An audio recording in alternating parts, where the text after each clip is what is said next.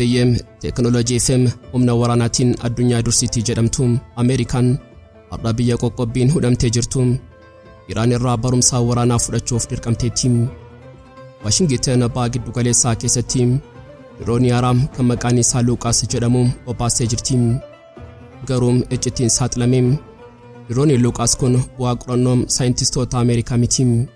Inni koppii qulqulluu diroonii Iraan kan Shahid 136 jedhamudha. Garuu Iraan ejjittii kanaam dursitee beektee jirti.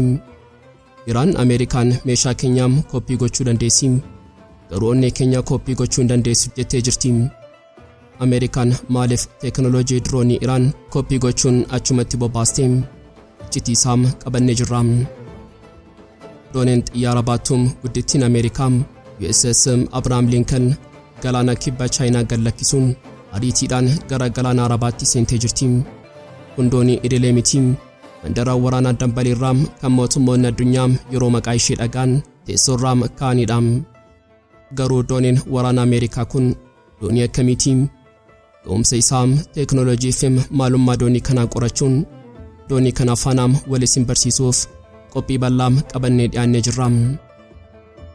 Yeroo naannawaan ba'aa giddu galeessaa muddamaa jabaan raafamaa jirtu kanatti dubbimaan ministeera ittisaa Iraan Jeneraal Talaayikniik ejjittii sodaachisaa saaxileen inni misaayilii keenyaa har'a baay'inaanis ta'e qulqullinaan sadarkaa biraarra ga'ee jira jedha. Nuti humna keenya hundaa miidiyaatti himnu. Sababiin isaa diina keenyaaf sarpiraayizii yookaan naasota isaa qopheessuu waan barbaannuufi jedha. Iraan diinota isheef maal qopheessuun eegaa jirti? Haga xumuraatti yoo nu faana turtanii dhageessu. Qophii keenyaam laayik gochuun jalqabaan affeerraa keenyaam yeroo maraati. Yooyaam ashama harka fuunee kabajamtoota dhaggeeffattoota keenyaam kun Oromiyaa 24 Newsdha. Kanneen chaanala YouTube keenyaa faaraa taatan subscribe gochuun maatii keenya taam. Qophiin keenya namoota hedduu bira akka ga'uuf like share gochuun waliif qooduu hin dagatinaa.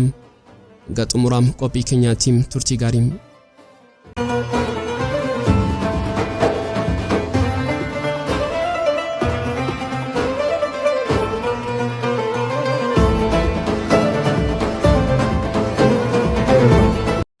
Seenaa waraanaam addunyaam ammayyaawaa keessatti taateen akkanaa takka dhagaameen beekuun biyyi teknoolojii fi humna waraanaatiin addunyaa dursitti jedhamtu Ameerikaan har'a biyya qoqqobbiin hudhamtee jirtu Iraan irraa barumsa waraanaa fudhachuuf dirqamtee jirti.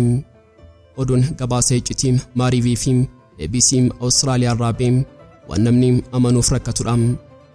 Washington abbaa giddu galeessaa keessatti diroonii Araam kan maqaan isaa Luqaas jedhamu obaastee jirti. Garuu iccitiin sodaatamaa diroonii Luqaas kun bu'aa qorannoo saayintistoota Ameerikaa miti. Inni koppii qulqulluu diroonii Iraan kan Shahid 136 jedhamudha. Ameerikaan meeshaa diinaa ishee fudhattee injineeringii isheetiin faayuun diina ishee kan teknoolojichaa oomishee Iraan rukutuuf qophii xumurteetti. Kun taphaa boombii qofa miti. Kun taphaa salphinaa fi injifannoon wal makedha. Iccitii fi sababaa biyyi super paaworii tokko meeshaa Iraan hatu yookaan koppii gochuu barbaadde haa qorannu. Deebiin isaa pireezidaantii Tiraamp bira jira. Tiraamp namichi daldalaan inni waraana Yuukireen ilaalee jira. Dirooniin Iraan Shahid gatiin ishee $20,000 qofa taati. Taankiiwwanii fi buufataalee Yuukireen kan gatiin isaanii miiliyoonaan lakkaa'amu yeroo daaraa gootuun argee jira. Faallaa kanaatiin Ameerikaan diroonii kana kuffisuuf misaayilaa Paatiriyootii gatiin isaa $1 miiliyoona ol ta'u dhukaasti. Tiraamp kun herrega kasaaraatiin nuti sakkuma isaanii diroonii rakkasaam kan akka tuuta kanniisaa diina weeraruun oomishuu qabna jechuun ajaja dabarse. Luqaas dhalachuun isaa isa kanaaf. Ameerikaan Iraaniin teknoolojii kiyyaam hattee jechuun himatti turte. Har'a garuu ofii isheetiin teknoolojii Iraan hatuu eegaltee jirti. Ragaan qabatamaan lafarraa argame akka mul'isutti Ameerikaan diroonii kanaam teessi gochuuf iddoo fagoo hin deemne. Venezuelaa keessatti yeroo pireezidaantii Maaduroo qabuuf duula bante sanatti uummanni Kaarakaas sagalee addaa kan akka mootoraa balali'uu samiirraa dhagaa turan.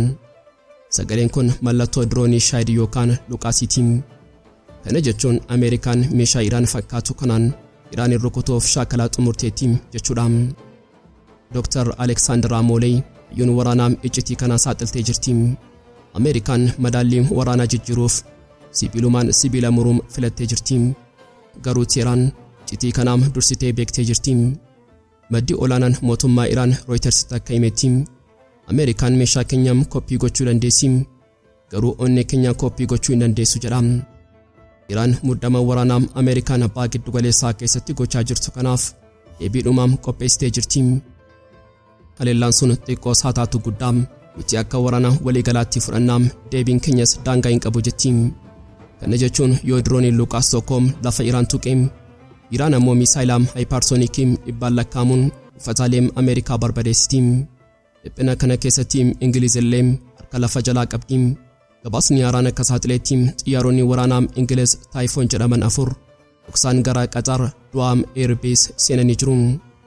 Iccitiin as keessa jiru isaan buufataa Al-Hudayd isa beekamaa sana dhiisanii buufata Biraam Du'aa filatanii. Sababiin isaa Al-Hudayd taargeetii jalqabaa Iraan ta'uu ishee waan beekaniif humna isaanii bittimsuu barbaadanii jiru. Xiyyaaronni kun misaayilaam Storm Shadow kan fageenya kiiloomeetira 240 rukutuun baatanii jiru. Lolaaf qophii ta'uu isaanii mirkaneessa. Walumaa galatti wanti har'a arginu hijibaa dhugaa seenaati. Ameerikaan Iraanin biyya shororkeessituu jetti.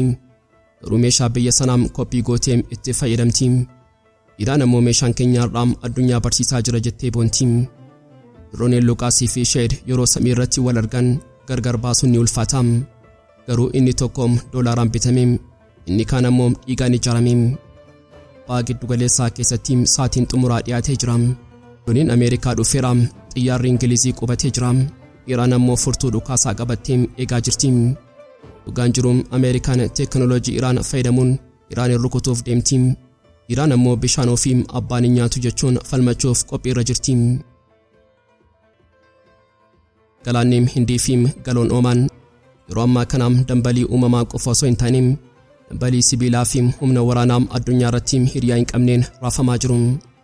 Oduun gabaasaa Associated Press fi CBS News irraa akka saaxilutti dooniin xiyyaara baattuun guddittiin Ameerikaa USS Abraham Lincoln galaana kibba Chaayinaa gadi lakkisuun ariitiidhaan gara galaana Arabaatti seentee jirti.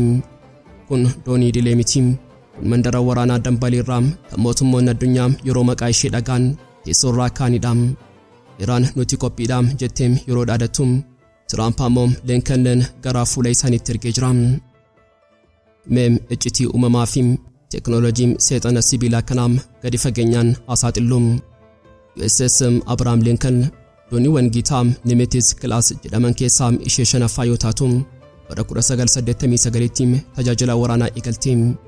Garuu wanti ishee adda taasisu qaama ishee keessa jira. Dooniin kun bobaa naaziraatiin yookaan zayitaa bidiruutiin hin deemtu. Iccitiin ishee riyaaktaraa niwukileeraa 2 handhuura ishee keessaa qabdi. Riyaaktaroonni kun humna elektiriikii magaalaa guddoo tokko yookaan magaalaa namoota 100,000 ol qabdu ibsuu danda'u maddisiisu. Kana jechuun dooniin kun waggaa 20 hanga 25f osoo bobaa hin guuttatiin boqonnaa tokko malee addunyaa irra naanna'uu dandeessi.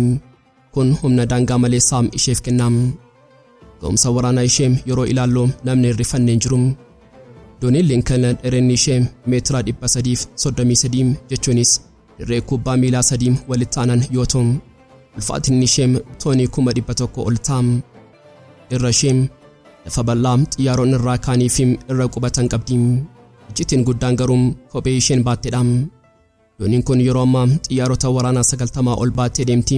Isaan keessaa tokko F-35 xiyyaara ija raadaraan hin argamne kan teekinooloojii dhaloota 5ffaa qabudha.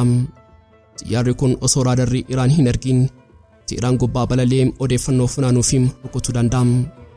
Lammaffaan F-18 xiyyaarota Working Horse jedhaman kan saffisaan diinaa rukutanii deebi'anidha.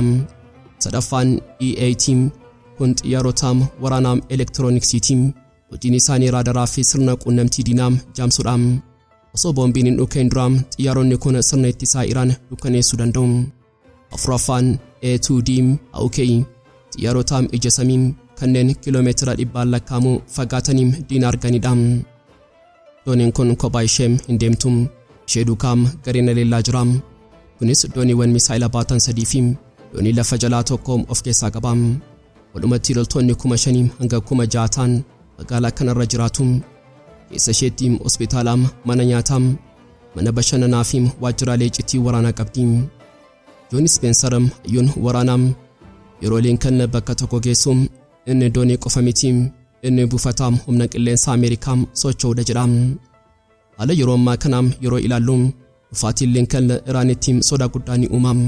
Pireezidaantiin Trump dooniiwwan hedduutu achi deemaa jira, itti qophiidha jedhee dhaadate. Tiraan ammoo dooniin kun meeshaa waraanaa habaatu malee sibiila bishaan irra deemuudha, misaa'ila keenya ni liqimsina jettee akeekkachiisti. Maddi waraanaa Iraan Aljeeziraatti akka himetti buufataaleen Ameerikaa fi dooniiwwan ishee taargeetii sirrii nuuf ta'u itti waraanaa waliigalaa labsuuf hin sodaannu jedhu. Wanta addunyaa caalaatti shakkii keessa galchee sochii Jeneraal Braader Cooper ajajaa giddu galeessaa Ameerikaati. Jeneraalichi har'aa Tel Aviv galee jira. Inni ajajaa waraanaa Israa'el Yaal Zaamiree fi ajajaa humna qilleensaa Israa'el wajjin walga'ii icciitii taa'aa jira. Icciitiin isaa ifadha. Yeroo dooniin Lincoln dhufu Israa'elii fi Ameerikaan akkamitti qindoominaan Iraan rukutuu kan jedhudha. Israa'eloonni Iraan haleellaa dursaa raawwachuu dandeessi jedhanii waan sodaataniif gaachana doonii kanaa barbaadu. Dhiphina kanarraa kan ka'e samii ba'aa giddu galeessaa ullaafaa jira.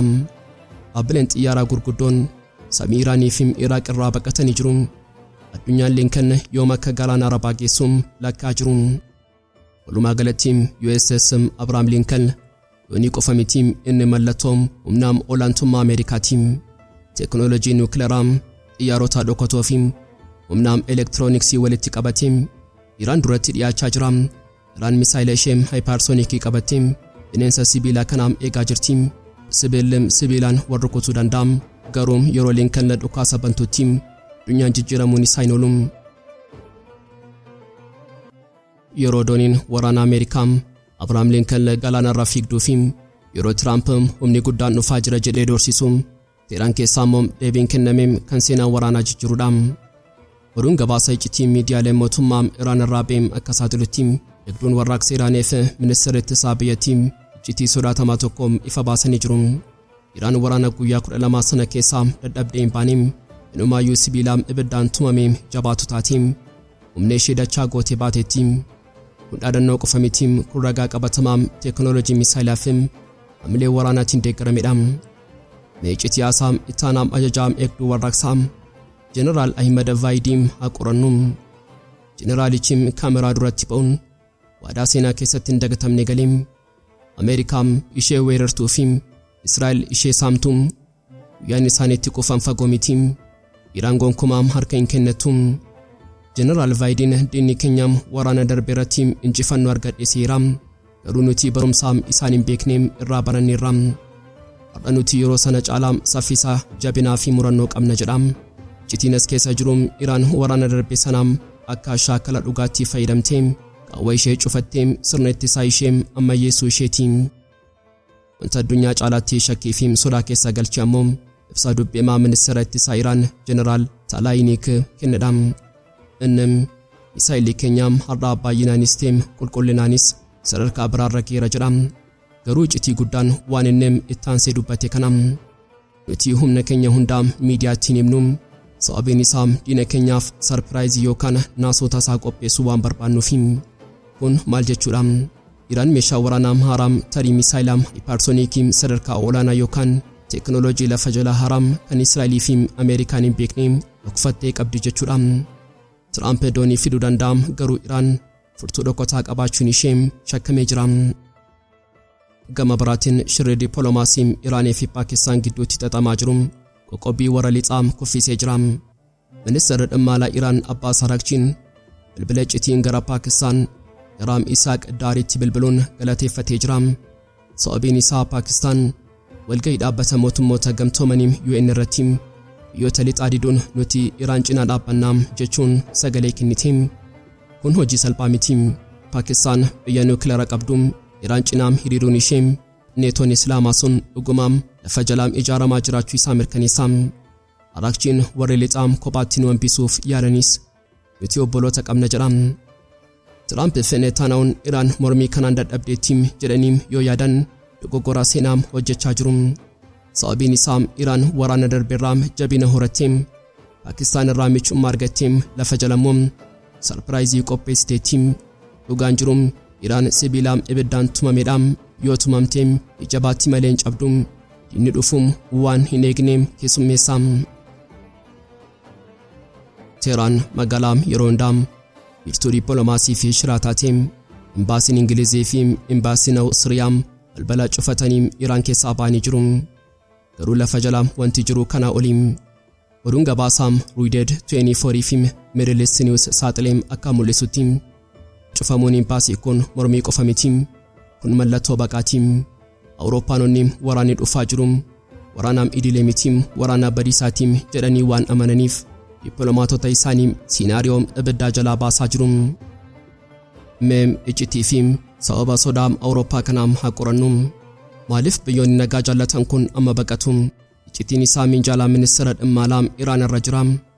Torban darbeem hooggantoonni Iraan ambaasaadarootaam Awurooppaa waamuun ergaa tokkoom iccitiin irrattiin hasaasanii jiru. Yoo Ameerikaan yookaan Israa'el nutuqan nuti isaan qofa hin lollu, nuti biyya isaan gargaareem uffata isaaniif kenneefim galaana isaanii keessa darban hundaam diina jennee barbadeessinaam. Ergaan kun ifaadhaam Iraan waraana kanaam daangaa kan qabu gochuu hin barbaaddu. Isheen waraana kanaam gara waraana addunyaatti jijjiiruuf qophiidhaam. Wanta addunyaa caalaatti naasisee ammoo tarsiimoo namicha maraataam kan Iraan taphachaa jirtuutiim. Gaazexaan Faarsii Zem Economistim akka saaxilanitti Iraan tooftaa pireezidaantii Ameerikaa duraanii Riichaard Nikson kan bara 1960mootaa keessaam waraana Veetnaam keessatti fayyadamee amma Tiraamp irratti teessi gochaa jirti. Iccitiin isaam inni keem namichi kun homaa hin sodaatu maraataadhaam waan barbaade godhaam jedheem yoo si sodaateem ati injifatteettam. Tiraampiin rukutaam jedheem yoo dhaadatu Iraan ammoo rukutiim nutiim zayita addunyaa dhaabnaam Hormuziin cufnaam Tel-Aviivin gumnaam jechuun ija jabaattee dhaadattiim. Basaasonni Israa'el illee Iraan yeroo ammaa kanaam sammuun sirrii mitiim isaan waan barbaadan gochuu danda'u jechuun sodaatanii jiru. Ragaan dabalataam kan dhiphina kana mirkaneessu asaam imaamaa salaataa Jumaa Teheraan Hajii Alii Akbariitiim. Inni membara irratti ol ba'eem $1 tiriliyoona kan Ameerikaan naannoo kana keessatti investi gooteem hundi isaa teessoo misaayilaa keenya irra jira jedheem. Kun jechaam amantii qofa mitiim kun herregaa waraanaatiim. Iraan buufataalee Ameerikaam kanneen akka Al-Hudeed Qaxarii fi dooniiwwan galaana irra jiran akka taargeetiittiim galmeeffattee jirtiim. Xumura irrattiim wanti arra arginu anna waan baa giddu galeessaam yeroo ammaam saatti dhumaam eegaa jirtiim. Awurooppaanonni baqatanii jiru. Ameerikaan doonii guurtiim. Iraan ammoo furtuu dhukaasaarraa quba keessee jirtiim. Imbaasiiwwan cufaman sun mallattoo nagaan dhabamuutiim. Tiraamp namicha maraataam of fakkeessee dhufeem garuu Iraan ani si caalaa maraadheera jechuun fuula isaa dura dhaabbattee jirtiim. Dhugaan jiruum imbaasiin cufamee jiraam dippiloomaasiin du'ee jiraam amma kanaafeem qawwee fi misaayila qofaam. Egaan kabajamtootaam dhaggeeffattootaam Oromiyaa 24 News qophii guyyaadhaaf qabannee dhiyaanneem asumarratti goolamaam. Kanneen chaanala YouTube keenya afaaraa taatan subscribe gochuun maatii keenya taam. Qophiin keenya namoota hedduu bira akka ga'uuf like share gochuun waliif qooduun dagatinaam. Hanga xumuraatti waan nu faana turtaniif galatoomaam.